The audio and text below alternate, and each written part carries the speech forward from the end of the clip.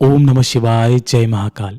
कैसे हैं आप सभी शिव भक्त। देखिए, आप सभी को पता है कि कल 7 जनवरी 2026 के दिन पड़ रही है बुधवार की पंचमी तिथि का योग। और पूज्य गुरु जी ने कहा है कि इस बुध पंचमी के दिन बेलपत्र और चंदन का ये जो विशेष उपाय है, ये तब किया जाता है जब आपने काफी सारे उपाय कर लिए हों, काफी सारे व्रत भी कर लिए हैं, आपने सब कुछ करके देख लिया, किसी कार्य सिद्धि को कराने के लिए आपने पूरी दुनिया के सामने हाथ फैला लिए, आपने सोमवार अष्टमी कर ली, प्रदोष कर ली, महाशिवरात्रि कर ली, लेकिन अगर आपकी कोई मनोकामना है, कोई इच्छा है जो पूरी नहीं हो रही है, सब कुछ करके भी आपने देख लिया, तो इस वाले उपाय को आज के दिन करना बिल्कुल भी मत भूलना।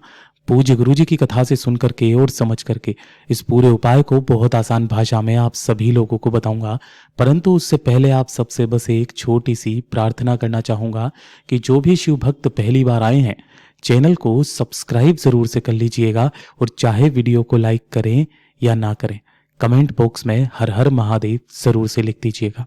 इस पूरे वीडियो में हम 3 महा उपायों के बारे में बात करेंगे जो आपकी अलग अलग कामना पूर्ति के लिए सिद्ध होंगे, तो आप सभी को ध्यान से सुनना है और समझने की कोशिश करना है। सबसे पहले बात करते हैं हमारे पहले वाले उपाय। जब आपकी कोई कामना, कोई इच्छा, कोई हृदय की बात पूरी नहीं हो रही होती है, आपने काफी सारे उपाय भी कर लिए, आपने व्रत भी कर लिए, लेकिन उनका फल आपको जीवन में नहीं मिल रहा है, तब आपको ये उपाय का क्रम बदलना है। गुरुदेव ने कहा आपको लेनी होंगी 7 बेलपत्र जो कहीं से भी खंडित कटी फटी ना हो। नहीं मिलती है, भोलेनाथ की शिवलिंग से उठा लेना, धो करके काम में ले लेना। साथ ही साथ गिन करके आपको लेने होंगे 7 ही अक्षत अर्थात चावल के दाने, जो कैसे होने चाहिए, पूर्ण, कहीं से भी खंडित ना हो।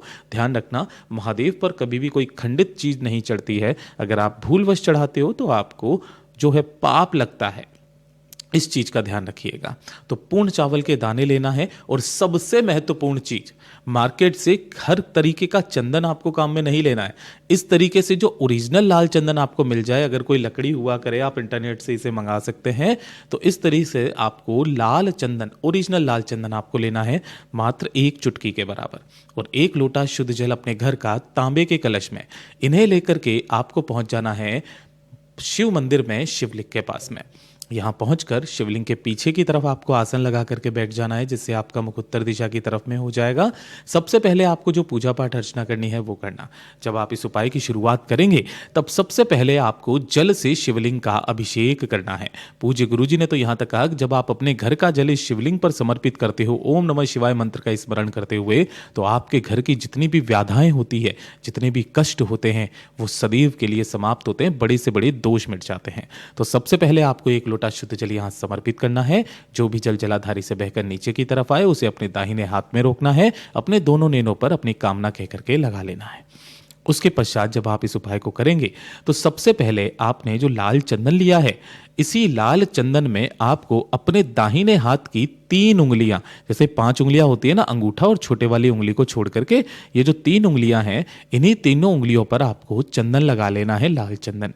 और लाल चंदन लगाने के पश्चात इन्हीं तीनों उंगलियों से शिवलिंग की जलाधारी पर माता अशोक सुंदरी का स्थान होता है, इस माता अशोक सुंदरी के स्थान पर इन तीनों उंगलियों से आपको एक ओम का, इस तरीके से आपको क्या करना है, ओम का सिंबल बनाना है, ओम बनाना है अपनी मनोकामना कहते हुए। जब आप इसे बना देंगे, उसके पश्चात जो आपने बेलपत्र लिया है, एक एक करके उन सभी बेलपत्र को अपना नाम और गोत्र बोल करके इसी ओम के ऊपर माता अशोक सुंदरी के स्थान पर ही आपको इस तरीके से समर्पित करना है कि सभी की डंडियां जलाधारी की तरफ हो, बीच वाली पत्ती शिवलिंग की तरफ हो। फिर नाम और गोत्र बोलना, फिर से वापस एक बेलपत्र समर्पित कर देना, फिर नाम और गोत्र बोलना, फिर वापस बेलपत्र समर्पित कर देना।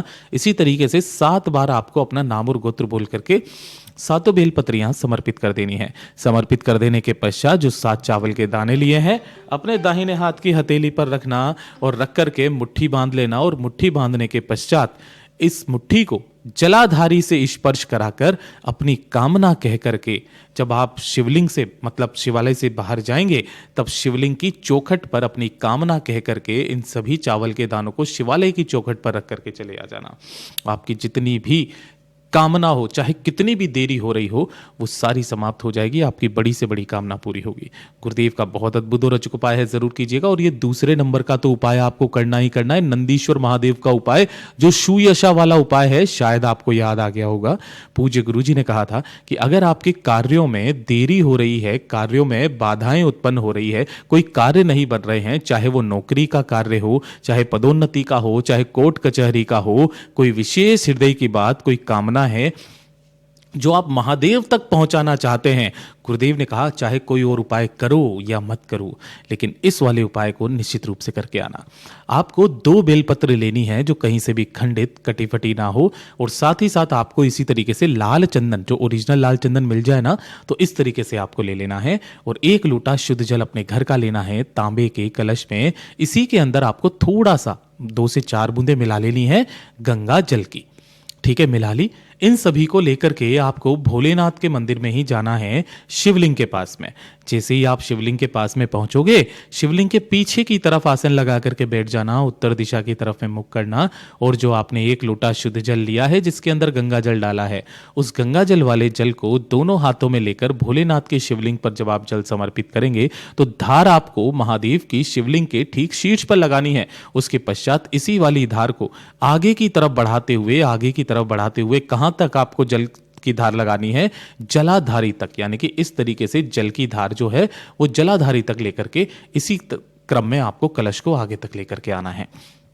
जब ये संपूर्ण जल चढ़ जाएगा, उसके पश्चात आपको एक काम करना है। जो आपने 2 बेलपत्र ली है, उन्हीं दोनों बेलपत्र की बीच वाली पत्ती पर लाल चंदन से एक एक अंग का संबोधन बनाना है, यानी कि एक एक बिंदी बनानी है। और बिंदी बनाने के पश्चात ध्यान रखना, सम्मुख में जो नंदी महाराज बैठे रहते हैं, उनको 2 जगह पर बेलपत्र समर्पित की जाती है। जो पहली बेलपत्र है वो आपको नंदी भगवान का जो उठा पैर है, यानी कि ये जो सम्मुख है, यहां पर आपको पहली बेलपत्र समर्पित करनी है, जिसकी डंडी का मुख जो होगा वो नंदी भगवान की तरफ होगा, जैसा आप देख पा रहे हैं। और जो बीच वाली पत्ती है सम्मुख में बैठे महादेव की शिवलिंग की तरफ में होगा।